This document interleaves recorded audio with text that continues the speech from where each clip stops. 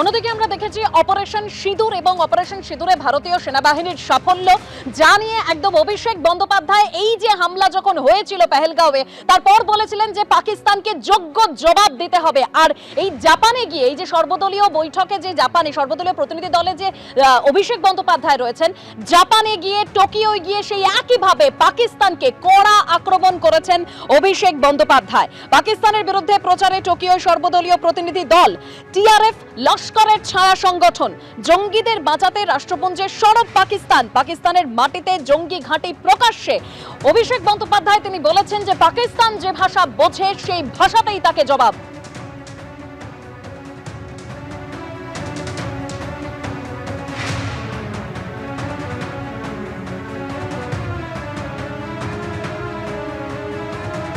आप ये चीज सबको बताइए कि 24 घंटे के अंदर 22 तारीख को जो अटैक हुआ, there is a terrorist group called TRF which is the resistant front.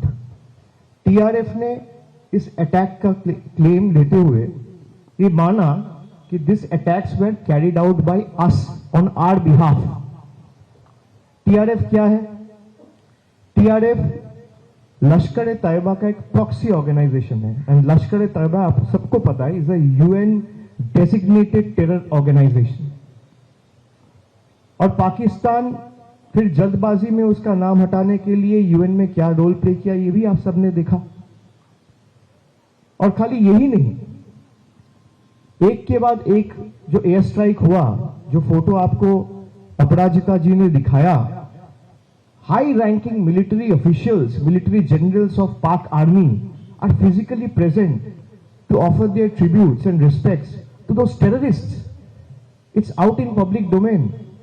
मैं आप इंसान झूठ बोल सकता है, सच बोल सकता है, फोटोज फुटेजेस कभी झूठ नहीं बोलता है। Pakistan needs to be taught a lesson in the language they understand. If terrorism is a rabid dog, Pakistan is a wild handler.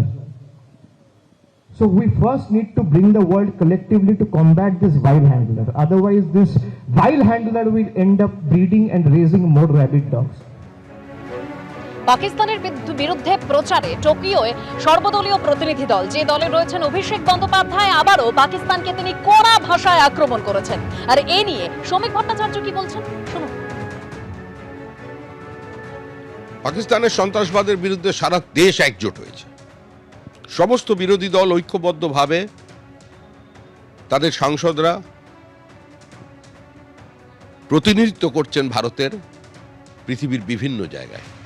অভিষেক বন্দ্যোপাধ্যায়ের এই বক্তব্যকে নিঃসন্দেহে আমরা স্বাগত জানাচ্ছি। আর এই মুহূর্তে অভিষেক বন্দ্যোপাধ্যায় বিদেশ সফরে আছেন, তো রাজনৈতিক সৌজন্য অনুযায়ী তার কোনো সমালোচনা আমরা করছি না বা করতে চাইও না, কিন্তু তিনি সন্ত্রাসবাদের বিরুদ্ধে বলছেন, ভারতের সাফল্যের কথা বলছেন সন্ত্রাসবাদ দমনে। আর তারই পার্টির নেতা সৌগত রায় তিনি কলকাতায় বসে তিনি বলছেন এটা একটা ফেক নিউজ ছড়ানো হয়েছে। কোথায় কাকে মেরেছে, কোথায় জঙ্গি ঘাঁটির উপরে আক্রমণ হয়েছে তিনি প্রমাণ চাইছেন। বিভিন্ন সময় পশ্চিমবঙ্গের তৃণমূল কংগ্রেসের নেতারা ভিন্ন ভিন্ন সুরে কথা বলেন। ওই মিলে সুর মেরা তুমারা ওটা ওই দলটার মধ্যে নেই, এটাই দুর্ভাগ্যজনক। গত 22শে এপ্রিল পেহেলগাঁওয়ে জঙ্গি হামলার ঘটনা ঘটে, আর তারপর 25শে এপ্রিল কাশ্মীরে গিয়েছিলেন রাহুল গান্ধী। আবারও কাশ্মীর সফর তার, পুঞ্চে গিয়ে তিনি ক্ষতিগ্রস্তদের সঙ্গে কথাও বলেছেন। আর যে সময় তিনি প্রথমবার কাশ্মীরে গিয়েছিলেন পেহেলগাঁও হামলার পর, অর্থাৎ 25শে এপ্রিল, তখন ওই সময় মুখ্যমন্ত্রী ওমর আব্দুল্লাহর সঙ্গে বৈঠক করেছিলেন রাহুল গান্ধী।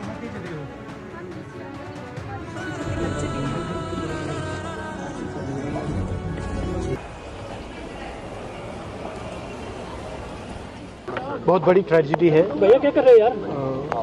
बहुत लोगों की डेथ हुई है, नुकसान हुआ है। डायरेक्ट सिविलियन एरियाज में लोगों से बातचीत की, उनकी जो समस्या है उनको समझने की कोशिश की। उन्होंने मुझे कहा है कि 2-3 चीजें नेशनल लेवल पे रेज करनी है, वो मैं रेज कांग्रेस और तृणमूल डीएनए एक। তৃণমূল যতই রণহুঙ্কার দিক না কেন, তৃণমূল এখনো নামের পাশ থেকে কংগ্রেস শব্দটাকে সরিয়ে দিতে পারেনি। ওরা ভাষায় এক, ভালোবাসায় এক, সেজন্য ওরা একই সঙ্গে কাজ করে বেড়াবে। মুহূর্তে মানুষের যে আবেগ তার থেকে বিচ্ছিন্ন হয়ে যায়, মানুষও বিচ্ছিন্ন হয়ে যাবে। এমনি বিচ্ছিন্ন হয়ে গেছে শতাব্দী প্রাচীন পার্টি কংগ্রেস আজকে তো কার্যত একটা প্যারাসাইট, পরজীবী হয়ে গেছে।